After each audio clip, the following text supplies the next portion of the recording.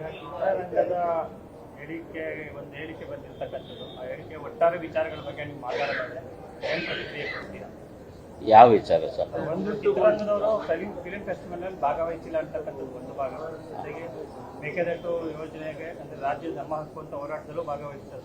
ತದನಂತರ ಉಪಮುಖ್ಯಮಂತ್ರಿಗಳು ಕೊಟ್ಟಂತ ಹೇಳಿಕೆ ಫಿಕ್ಸ್ ಮಾಡಬೇಕು. ನಾನು ಸರ್ಕಾರದ ಅನೇಕ ಕಾರ್ಯಕ್ರಮಗಳಲ್ಲಿ ಭಾಗವಹಿಸ್ತಾ ಇದ್ದೀನಿ. ನೀರಿನ ಹೋರಾಟ ಬಹಳ ಹಿಂದಿನ ಕೂಡ ಬಂದಿದ್ದೀನಿ. ಮೇಕೆದಾಟು ಹೋರಾಟಕ್ಕೆ ನಾನು ಬರೋಕ್ಕಾಗಲಿ, ಯಾಕೆಂದರೆ ನನಗೆ ಕಾಲು ಸ್ವಲ್ಪ ಏಟು ಬಿದ್ದಿತ್ತು, ಹಂಗಾಗಿ ನಾನು ಬರಲಿಕ್ಕೆ ಆಗಲಿಲ್ಲ.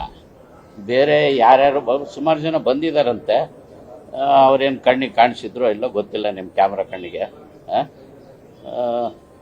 ನಮ್ಮ ಚಲನಚಿತ್ರ ವಾಣಿಜ್ಯ ಮಂಡಳಿಯವರು ಬಂದಿದ್ದಾರಲ್ಲ, ಕಲಾವಿದರು ಯಾರು ಬರಬೇಕಾಗಿತ್ತು, ಸರಿಯಾಗಿ ಇಂಟಿಮೇಷನ್ ಕೊಟ್ಟಿದ್ದಾರೋ ಎಲ್ಲೋ ಗೊತ್ತಿಲ್ಲ. ಆದರೂ ನಮ್ಮ ಕಾರ್ಯಕ್ರಮ ಬರಬೇಕು, ನಮ್ಮ ನೆಲ ಜಲ ನಮ್ಮದು ಇದು ಅಲ್ವಾ, ಬರಬೇಕು. ನಾನಂತೂ ಬಂದಿದ್ದೀನಿ, ಅವ್ರು ಯಾಕೆ ಬರಲಿಲ್ವೋ ನನಗೆ ಗೊತ್ತಿಲ್ಲ ಸರ್.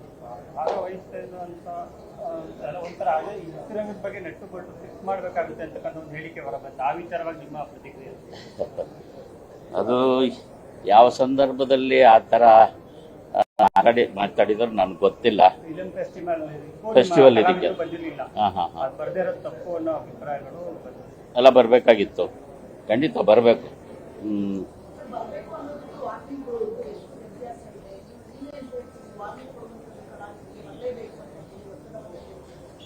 ಅದು ವಾರ್ನಿಂಗ್ ಅಲ್ಲ ಮೇಡಮ್,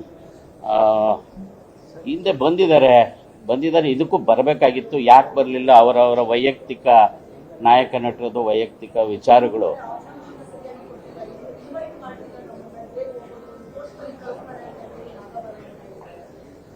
ಅಲ್ಲ, ಕೆಲವರು ಶೂಟಿಂಗಲ್ಲಿ ಇರ್ಬೋದು, ಎಲ್ಲೋ ಅಂತ ಹೊರ ರಾಜ್ಯಗಳಲ್ಲಿ ಚಿತ್ರೀಕರಣದಲ್ಲಿ ಭಾಗವಹಿಸಿರ್ಬೋದು, ಅವ್ರಿಗೆ ಸರಿಯಾದ ಸಮಯಕ್ಕೆ ಸಂದೇಶ ತಲುಪಿಲ್ಲ ಅಥವಾ ಲೆಟ್ರ್ ತಲುಪಿಲ್ಲ. ಅವ್ರು ಯಾರು ಹೋಗಿ ಭೇಟಿ ಮಾಡಿದ್ದಾರೆ ನನಗೆ ಗೊತ್ತಿಲ್ಲ ಮೇಡಮ್. ಹಾಗಾಗಿ ಇನ್ನೂ ಕೆಲವರಿಗೆ ವಹಿಸ್ಬೇಕಾಗಿತ್ತು. ಈಗ ಸಾಧುಕೋಕಿಲ್ಲನೇ ಎಲ್ಲ ಕಡೆ ಹೋಗೋಕ್ಕಾಗಲ್ಲ, ಹಾಗಾಗಿ ಅವರ ಜೊತೆಗಿರೋರು ಕೋಆರ್ಡಿನೇಟ್ ಮಾಡಬೇಕಾಗಿತ್ತು. ಮೇಡಮ್, ನನಗೆ ಹಿಂದೇನೂ ಕೂಡ ಯಾರೂ ಕರೆದಿಲ್ಲ, ಈಗಲೂ ಕೂಡ ನನಗೆ ನೋಡಿ, ನಾನು ಪಾಸ್ ಕೇಳಿದರೆ ಯಾರ್ದೋ ಹೆಸರು ಹೇಳ್ತಾರೆ, ನೀವು ಹೋಗಿ ಸಾಧುಕೋಕಿಲ್ಲ ಅವ್ರ ಹತ್ರನೇ ಕೇಳಿ ತಗೊಳ್ಳಿ ಅಂತಾರೆ. ನಾನು ಎಲ್ಲಿ ಹುಡುಕ್ಲಿ ಮೇಡಮ್? ಅವ್ರ ನಂಬರ್ ಇಲ್ಲ ನನ್ನ ಕಡೆ. ಇಲ್ಲ ಮೇಡಮ್, ಸಿಕ್ಕಿಲ್ಲ. ನಾನು ಫೋಟೋ ಕಳಿಸಿದ್ದೀನಿ, ಫೋನ್ ಕೂಡ ಮಾಡಿದ್ದೀನಿ. ನಾನೇ ಹೋಗಿ ಕಲೆಕ್ಟ್ ಮಾಡ್ಕೋಬೇಕಂತೆ. ಆಫೀಸ್ ಎಲ್ಲೋ ಇದೆ, ನನಗೆ ಗೊತ್ತಿಲ್ಲ ಮೇಡಮ್. ಯಾರು ಕಾಂಟ್ಯಾಕ್ಟ್ ಮಾಡಲಿ ನಾನು? ಯಾರೋ ಒಬ್ಬರು ಆಫೀಸಲ್ಲಿ ಕೂತಿದ್ದಾರೆ, ಅದು ಯಾರ ಹತ್ರ ಕೊಟ್ಟಿದ್ದೀನಿ ನನಗೆ ಗೊತ್ತಿಲ್ಲ, ಅವ್ರ ಹತ್ರ ಇದೆ, ಕಲೆಕ್ಟ್ ಮಾಡ್ಕೊಳ್ಳಿ ಅಂತ ಹೇಳಿ.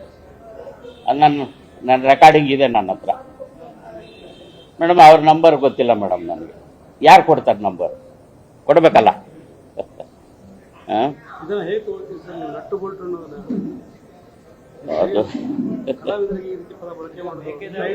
ಪಾದಯಾತ್ರೆ ಆಗಿರ್ತಕ್ಕಂಥದ್ದು ಕಾಂಗ್ರೆಸ್ ಪಕ್ಷದ ಬ್ಯಾನರ್ನಲ್ಲಿ.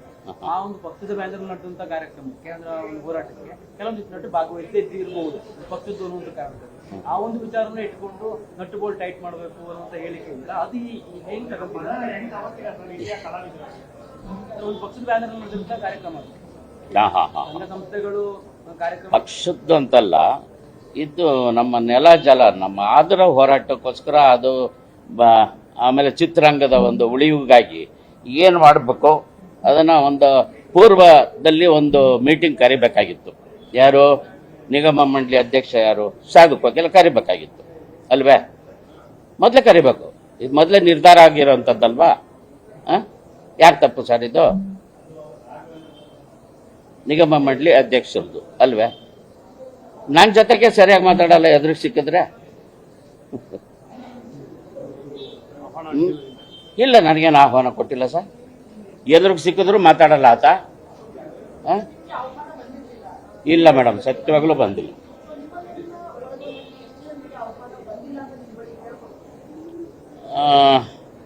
ನಾನು ಯಾರನ್ನೂ ನಾನು ಕಾಂಟ್ಯಾಕ್ಟ್ ಮಾಡೋಕ್ಕೆ ಹೋಗಿಲ್ಲ ಮೇಡಮ್. ನಾವು ಹಿರಿಯ ಕಲಾವಿದರು, ಆಹ್ವಾನ ಬಂದಿಲ್ಲ. ಎಷ್ಟು ಜನ ಹೋಗಿದ್ದಾರೆ ನನಗೆ ಗೊತ್ತಿಲ್ಲ ಮೇಡಮ್. ನಾನು ಹೋಗೋದಕ್ಕೆ ನನಗೆ ಪಾಸ್ ಬೇಕಲ್ಲ. ನಾನು ಹೋಗೋಕ್ಕಾಗಿಲ್ಲ. ಪಾಸ್ ಕೇಳಿದ್ರೆ ಏನು ಮಾಡಲಿ ಮೇಡಮ್ ಅಲ್ವಾ? ನಾನೊಬ್ಬ ಹಿರಿಯ ಕಾಂಗ್ರೆಸ್ನಲ್ಲಿ ಹಿರಿಯ ಕಾರ್ಯಕರ್ತ.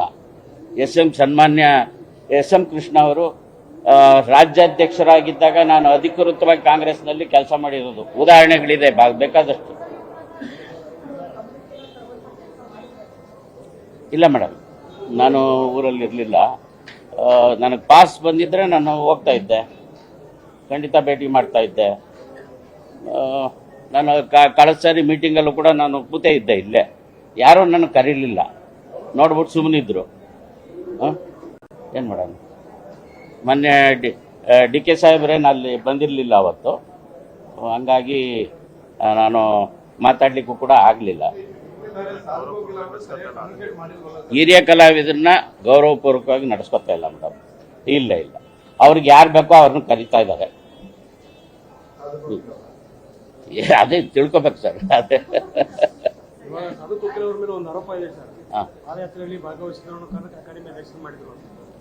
ನಾನು ಎಷ್ಟು ಹೋರಾಟಗಳಿಗೆ ಭಾಗವಹಿಸಿದ್ದೀನಿ ತೋರಿಸ್ಲಾ ಸರ್? ನಾನು ಉದಾಹರಣೆಗಳು ಕೊಡ್ಲಾ?